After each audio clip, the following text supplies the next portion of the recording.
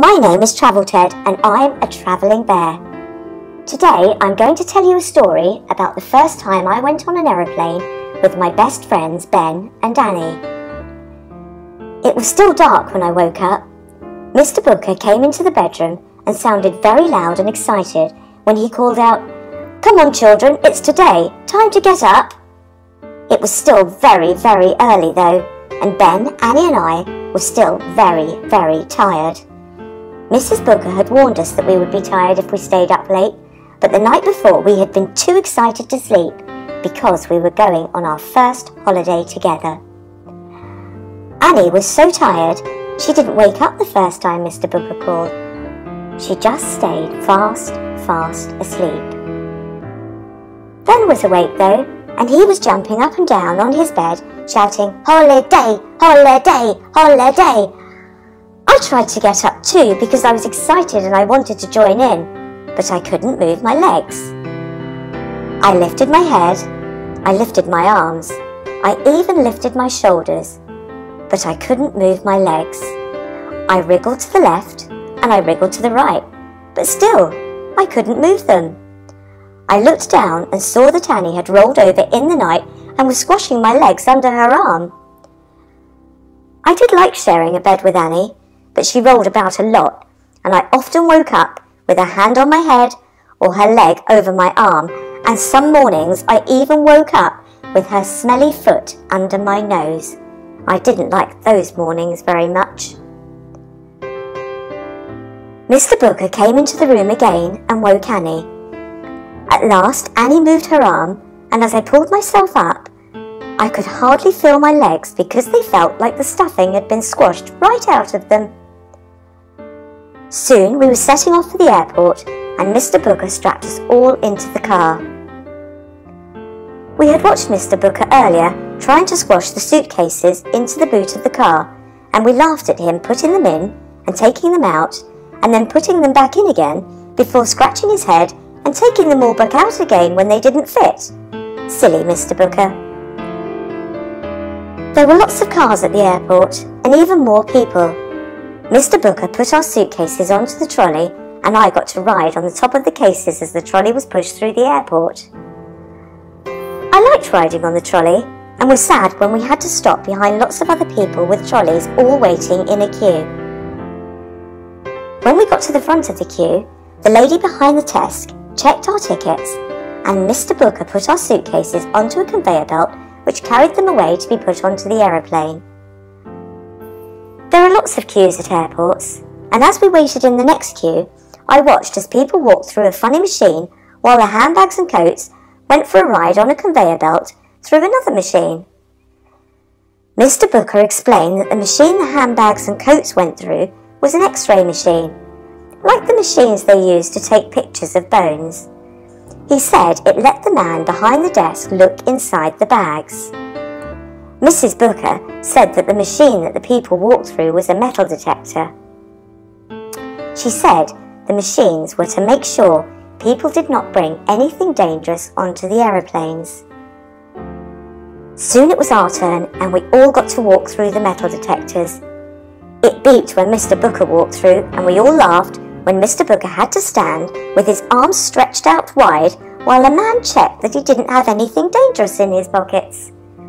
"Look," Ben said, "Dad is pretending to be an aeroplane," and we all laughed. Once we were finished, we walked through another door and into an enormous place with restaurants and shops selling everything you could imagine. There were large windows and we could see the aeroplanes outside. Some of them were even taking off and flying up into the sky. Ben was so excited, he tried to look through the glass, but he looked too far and bumped his head on the window. Bump! Ben rubbed his head and looked very, very embarrassed. Soon there was an announcement and Mr. Booker said that it was time to get onto the aeroplane.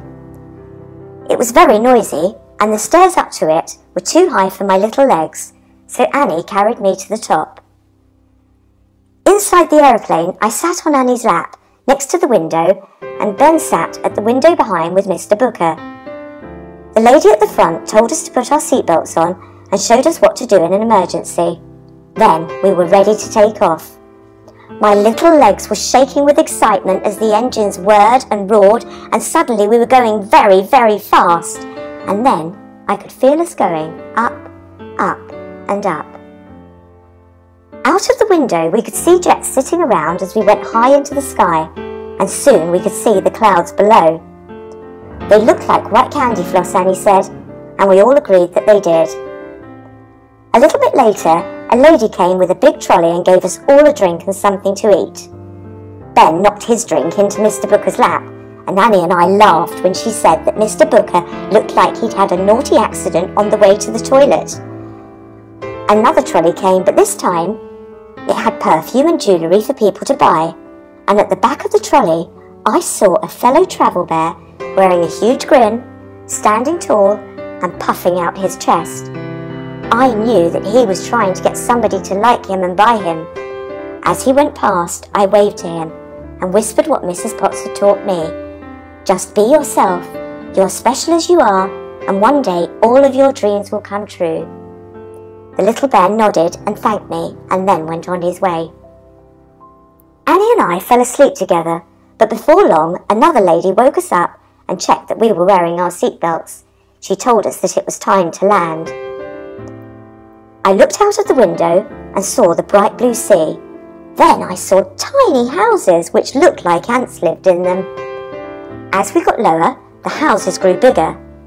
But Mr. Booker explained that they just looked small because they were so far away when we were high in the sky.